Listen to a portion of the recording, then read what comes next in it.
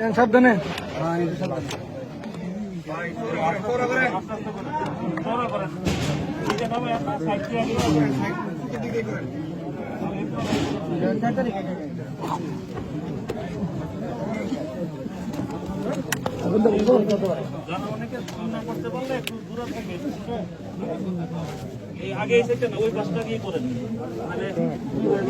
এদিকে মনে বেশি আছে এদিকে দরকার না আমার